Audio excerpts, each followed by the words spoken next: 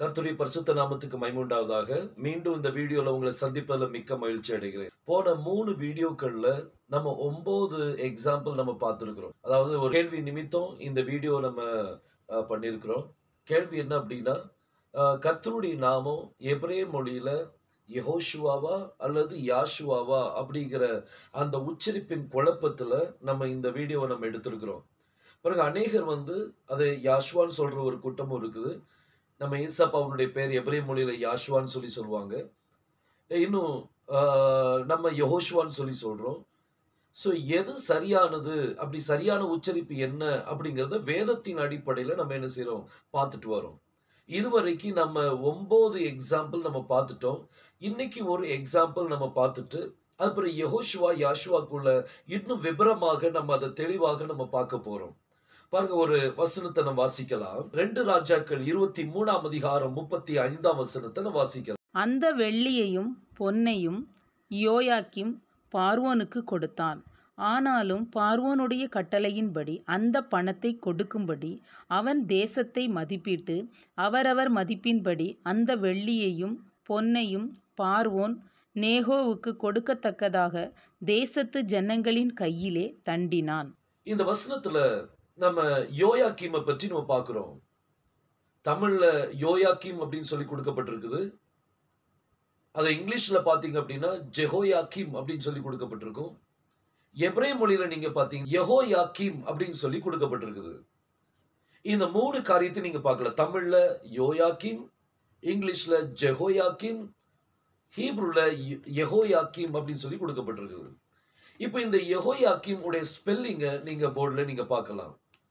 இதுல நீங்க மொத்தம் 6 ஸ்பெல்லிங் நீங்க பாக்குறீங்க. முதல்ல யோத், அப்புறம் ஹே, அப்புறம் வாவ், அப்புறம் யோத், அப்புறம் கோஃப், யோத் और மெம் சோஃபி. இந்த 6 எழுத்து சேர்ந்தது தான் யோயாக்கீம் அப்படின்னு சொல்லி நம்ம பார்க்கிறோம். இப்போ இதுல முதல் 2 எழுத்து என்னது? அதுதான் கர்த்தருடைய சுருக்கமான பெயர். அதுதான் யான்னு சொல்லி கொடுக்கப்படுது.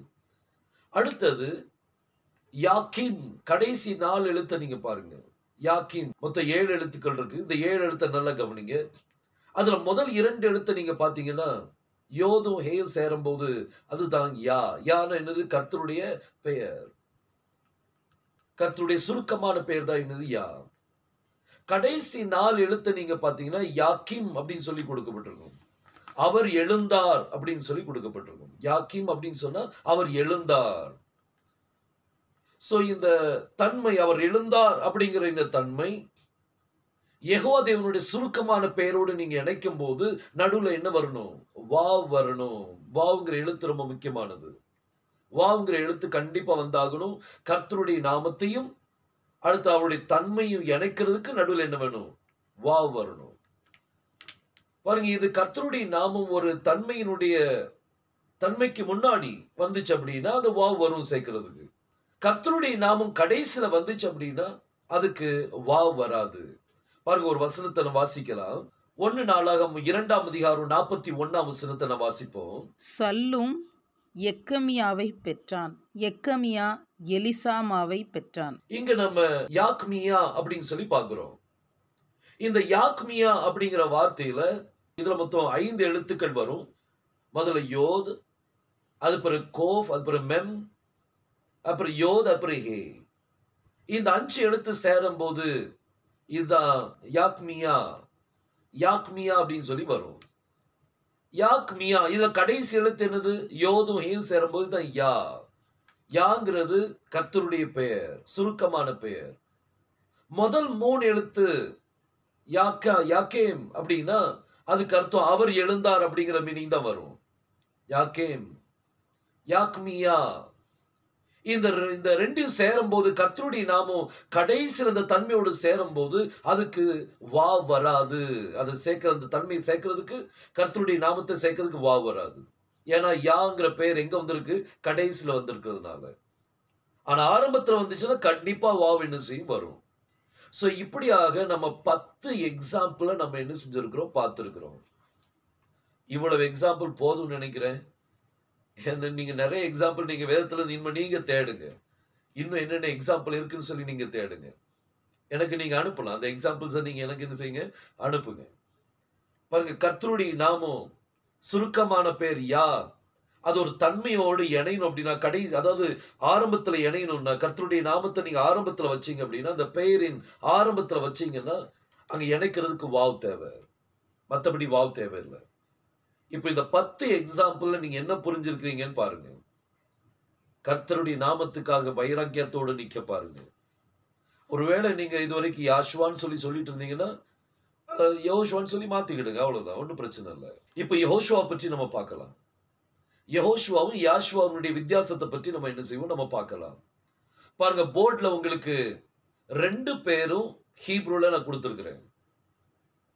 இந்த யாஷுவால பலவிதமான ஸ்பெல்லிங்ஸ் அவங்க போடுறாங்க. ஆனா டீகோடிங் பிரகாரம் ஸ்பெல்லிங் மேல இருக்கிற ஸ்பெல்லிங் யெகோஷுவா தான் என்ன செய்யும், வரும். டீகோடிங் பிரகாரம் யெகோஷுவா தான் வரும். அதே சமயம் நீங்க சரித்திரத்தின்படி பார்த்தாலும் யெகோஷுவாங்கிற ஸ்பெல்லிங் கரெக்டா உங்களுக்கு மேட்ச் ஆகும். யெகோஷுவாங்கிற பேர்ல முதல் 2 எழுத்து என்னது, யா. கடைசி 4 எழுத்து என்னது, ஷுவா. கடைசி 4 எழுத்து ஷுவா. இந்த ரெண்டும், அதாவது கர்த்தருடைய நாமத்தை ஷுவாவோடு இணைக்கும் போது நடுவில் என்ன வரும், வா வரும். கண்டிப்பா வந்தாகும். ஏன்னா அதுதான் பைபிள். நீங்க பைபிளுக்கு மாறா போவாதீங்க. ஒருவேளை யாராவது சொல்லியிருப்பாங்க, உங்களுக்கு யாஷுவா தான் சரி அப்படின்னு சொல்லியிருப்பாங்க. அவங்க சொன்னதுனால அது சரியாகும் அப்படிங்கிறது கிடையாது. வேதத்துல இருந்து நம்மளுக்கு உதாரணங்கள் கிடைக்கும் போது அதை தான் நம்ம என்ன செய்யணும், ஃபாலோ பண்ணணும். வேதத்துல இல்லாதது எதையுமே நீங்க ஃபாலோ பண்ண வேண்டியதில்லை. நீங்க என்னையும் ஃபாலோ பண்ண வேண்டாம், நீங்க எந்த ஒரு மனிதனையும் ஃபாலோ பண்ண வேண்டாம். ஆனா நீங்க ஃபாலோ பண்ணக்கூடியது கர்த்தருடைய வசனத்தை மாத்திரம்தான். தேவனுடைய வார்த்தையை ஃபாலோ பண்ணி போனீங்க அப்படின்னா நிச்சயமா அதுல பலன் உண்டு. சோ யெகோஷுவாங்கிற அந்த டிஸ்பிளேல நீங்க பாத்தீங்கன்னா முதல் ஆரம்பத்துல யா இருக்குது, கடைசியில ஷுவா இருக்கு. இந்த 2 இணைக்கிறதுக்கு என்ன வேணும், வா வரணும். இப்ப கீழே நீங்க யாஷுவால பாத்தீங்கன்னா ஆரம்பத்துல யா இருக்குது, கடைசியில ஷுவா இருக்குது.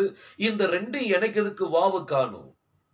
இந்த 10 எக்ஸாம்பிள்ல நீங்க பாத்தீங்கன்னா எல்லாத்துலயுமே யா முன்னாடி வருது, கடைசியில என்ன வரும், தன்மை வரும்.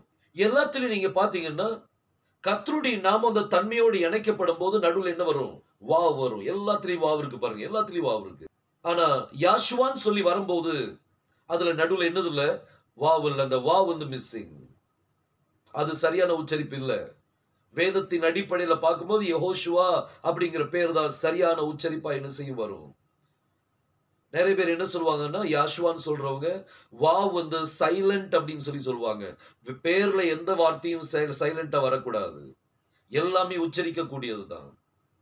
வாவ் கிராமட்டிக்கலி நீங்க பாத்தீங்கன்னா வாவ் சைலண்ட் கிடையாது.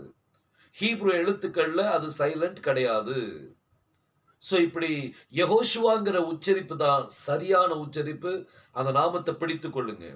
கர்த்தர் நிச்சயமா உங்களை என்ன செய்வார், ஆசீர்வதித்து தருவார். பாருங்க, இதுவரைக்கும் ஒருவேளை நீங்க யாஷுவான்னு சொல்லிட்டு இருந்திருக்கலாம். ஆனா கொஞ்சம் திருத்திருங்க. திருத்தின உடனே நம்ம குறைஞ்சு போயிட மாட்டோம். நம்மளுக்கு தெரியும், நம்ம இயேசுன்னு உச்சரிக்கிறோம், ஜீசஸ்ன்னு உச்சரிக்கிறோம். ஓகே, இன்னும் உருதுல நீங்க பாத்தீங்கன்னா ஈசான்னு சொல்லுவாங்க. பங்காளி மொழியில நீங்க பாத்தீங்கன்னா ஜெசு அப்படின்னு சொல்லுவாங்க. அராமிக் மொழியில யெஷுவான்னு சொல்லுவாங்க. இப்படி பல உச்சரிப்புகள் இருக்குது. அதுல நீங்க அதுல யாஷுவாங்கிற உச்சரிப்பு இன்னொரு உச்சரிப்பை ஆட் பண்ணிட்டாங்க.